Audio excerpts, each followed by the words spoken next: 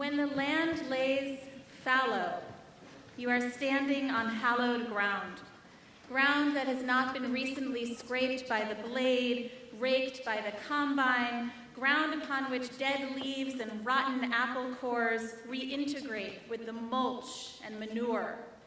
Land tunneled with worms and moles and burrowing beetles and a tangled macrame of roots and nutritive humus. Sopping and riddled with muddy pocks, sluiced by storms, baked in sizzling sun nectar, soil soaking up the scorching sky, communing with the stars in the cool, clear night, clothed in space, studded with dew, effervescing with the dawn. When land lays fallow, you are standing on hallowed ground, crisscrossed with animal tracks, impressed with the footprints of the free. Nibbled rinds, acorns, pecked plums, bleeding syrup, passion fruit melts blushingly into a compost of moss and spongy oak. Bristly antennae taste the air, which hums and buzzes and chimes and trills and teems with sticky spores and burrs and pollen dust and exhalations and diamond dots of air and tall, unruly grasses. Torah tells us that every 7 years in Israel, every 7th year in Israel, we are to let the land lie fallow. We are to let the land have a Sabbath to the Lord. For a year, moving through its seasons, Mama Earth bearing her brown and naked shoulder unmolested, her clay regenerating with summery sap, tickled with skittering critters and tiny rainbows refracted through frosty glints. Tonight begins that sabbatical year. 5775 is a sabbatical year. In Hebrew, it's called Shemitah. Shemitah literally means release. In Exodus, it's written, "You shall not oppress a stranger, for you know the feelings of the stranger, having yourselves been strangers in the land of Egypt. 6 years shall you sow your land and gather in your yield, but in the 7th you shall let it rest and lie fallow. Let the needy among your people eat of it, and when they leave, let wild beasts eat." In Leviticus, it's written, "The Lord said to Moses at Mount Sinai, speak to the Israelites and tell them this. When you enter the land I'm going to give you, the land itself must observe a Sabbath to the Lord. For 6 years sow your fields, for 6 years prune your vineyards, gather their crops, but in the 7th, the land is to have a sabbatical. Do not reap what grows or harvest the grapes of your untended vines. Whatever the land yields," it says, "during the Sabbath year will be food for you, for yourself, for your male and female servants, and the hired worker and the temporary resident, as well as your livestock and the wild animals in your land." And in Deuteronomy it says, "At the end of every 7 years, you must cancel all debts. There need be no poor among you, if only you fully obey the Lord." So this begins that year, and you are standing on that sacred ground, crisscrossed with animal tracks, impressed with the footprints of the free. Male and female servants, hired and temporary residents, livestock and wild animals, all unburdened by the yoke and by debt. It's a giant societal reset, a reminder that all of this abundance was never our property. The land, the wealth, it all comes from the lush banks of the river of life, and it's not to be accumulated, wadding up the arteries of the Spirit. It's to be channeled through us, shared with the wild and the tame. The fortunate child and the unfettered refuse are equally welcome to the yield of your untended acres. Dear current resident, you are hereby summoned to a septennial reunion of earthlings. Dear terrestrian, your perfect presence is requested at the great leveling of rich and poor, an agrarian banquet for every beau and brute and belle and beast. You are immaculately invited to a year-long economic ceasefire. For 6 years, you've been sowing your fields, pruning your vineyards, gathering your crop, as if the land belongs to you. This night, you step onto fallow ground. You are asked to remember that you belong to the land, that you are formed of clay and ocean salinity and golden spirals and lightning. Tonight begins that Sabbath year. We are all going on sabbatical, all of us. What a radical vision our ancients had, that society should lower their material standard together for a year, giving up the grind, all produce free, all loans forgiven. What a command! You shall not oppress the stranger because you are strangers in the land of Egypt. You shall not be stranger to any land anymore. Rather, you should be intimate with all lands. What trust would be required of God, of the world, of ourselves, that the grain of the 6th year would be sufficient to last through the 7th and the 8th as well when the land is replanted? What a challenge for the 21st century. The sabbatical year is not a suggestion, it's a commandment. How it's to be observed, though, in First World Israel has been fiercely debated.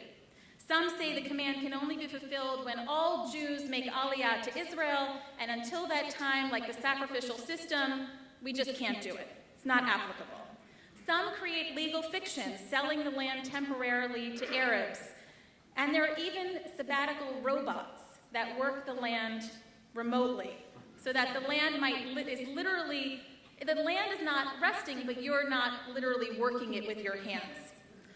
Some kibbutzim rotate their land so that the fields take sabbaticals at different times. I lived in Israel during a sabbatical year, during a Shemitah year, and I remember there was produce actually piled up on the sides of the road that anyone could take for free, and I had an Orthodox landlady who planted plastic flowers and plants who put plastic flowers and plants in our window boxes so that none of her tenants should accidentally water anything and break the commandment. But taking utopian theory and making it a practical reality is no easy feat. Our people's return to the land of Israel after thousands of years is a great challenge. To move from being a people longing for a homeland to a people with actual powers and policies, armies and enemies, commerce, constitution, import, export, expectations. The least worry, perhaps, is how to observe the biblically mandated sabbatical. However, the sabbatical is as much for the people who live on the land as it is for the land itself. And we arrive tonight at the threshold of this new year, depleted, despairing, as distant from earth as we are from God, hovering purgatorially in digital in-betweenness. Torah knows we need this sabbatical. We belong to the land, and the land of Israel remembers us as farmers and laborers. It doesn't always recognize these new herders of high tech. Still, tonight begins that sabbatical year for the whole Jewish world. And the land recently scraped by the blade, tunneled with terrorism, riddled with Katusha pox, sizzling under the scorching eye of a media blind at times to all but an Israel of ancient ruins and recent rubble, needs its sabbatical. A year of reintegrating the dead and the rotting cores and all of that stinking manure into some nutritive, generative compost. Knesset member Ruth Calderon of the party Yesh Atid recently gathered ministers, advisors, and activists to discuss the Shemitah year. Left, right, center, secular, religious all came together and spoke of initiatives. The environmental minister proposed a partial moratorium on fishing in Lake Kinneret in order to replenish the exhausted stock. The welfare minister announced proposals to raise 10,000 Israeli families from the curse of crippling debt. The education minister declared that learning about the sabbatical year would be part of the curriculum of all schools, religious and secular. How will we enter into the sabbatical year? We've been watching unfold such horrors on the land, summer of rain of rockets, and the so-called Islamic State, that tsunami of swords knifing through the necks of the defenseless, while Iran quietly orders and organizes its centrifuges and uranium. Hopelessly, we watch this poison seep substrata, rupturing with magma and ash in Syria, Congo, Nigeria, Ukraine. It's been a violent year. It's been a frightening year. Flares of anti-Semitism around the world. How do we respond? Tonight begins a sabbatical. We return to that tangled macrame of our roots, the nutritive soil of Torah and tradition, which tells us that sabbatical is not supposed to be reserved for academics. The year of learning, reflection, regenerating, it was never just for physicists, it's for farmers and servants and hired workers and the poor and the rich and the elite and the untouchables, livestock, wild animals, moss, oaks, tall grasses, and diamond dots of earth. It's a societal reset for everyone, for everything through which the river of life flows. It's a return. It's a great return. And tonight begins that sabbatical, our Shemitah, our year of release.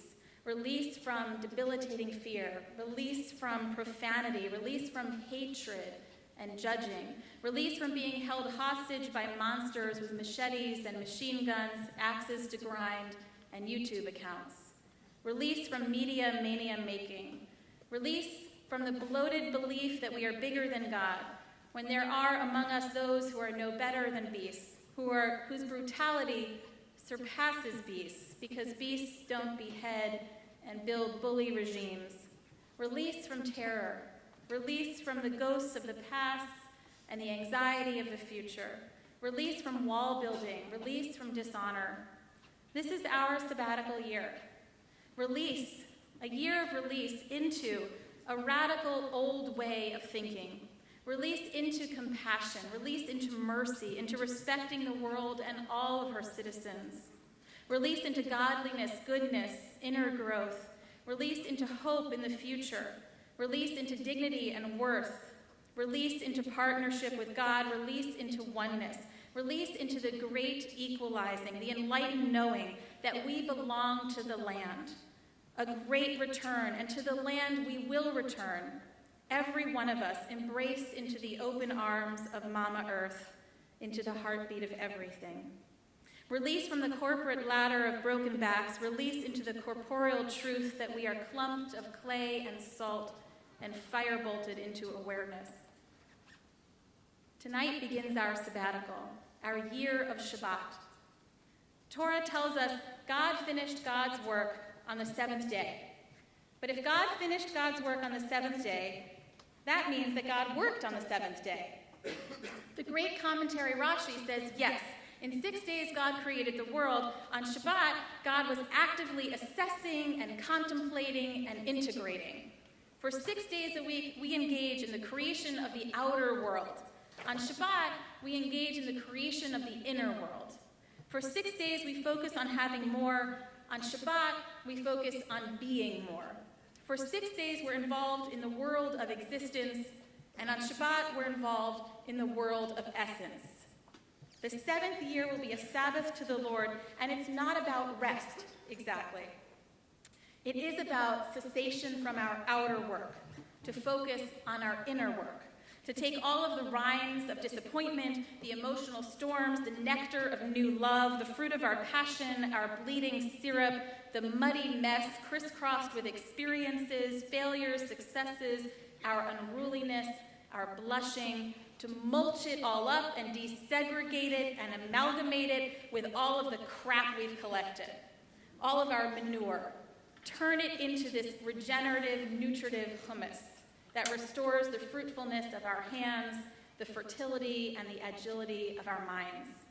Release from our enslavements, addictions, exhaustion, caffeine, sugar, cravings. Release into natural vitality and rushing energies and arteries unblocked. Release from our trepidation of time, our fear of death. Albert Einstein wrote, "The distinction between past, present, and future is only a stubbornly persistent illusion." This is our year of release from the illusion of past, present, and future. Imagine what a true Shemitah would look like. A new period of financial freedom, a collective break from the race of the modern life to focus on community, culture, and spirit. It's an urgent message from our ancestors, a shofar blast across the millennia telling us things can be different. Release from frippery, release into stewardship. This is our sabbatical year. There is a stage in our lives when we strive to find our place in the world. And later, should we be lucky enough to live long past middle age, there is a stage in our lives when we strive to find our place in the universe. Tonight, we all think about that. What is our place in the universe? Rabbi Zalman Schachter Shlomi wrote, we root ourselves in something vast, immeasurable, something so transpersonally grand and enduring that I call it the eternity factor. This is our sabbatical, our time to do that substrata work and develop a philosophy, a vision, a self-understanding, a philosophy that is sustainable and that brings us happiness when the rivers of our lives flow more gently. Tonight begins the year of release and of relief, lest life conclude before it has been understood. Tonight begins the pondering, release of the Spirit's indenture to society, release into the start of our true adult education, release into the fellowship of searching. What is the secret I with which one has been on such intimate terms all these years, yet remains a stranger? This is our sabbatical.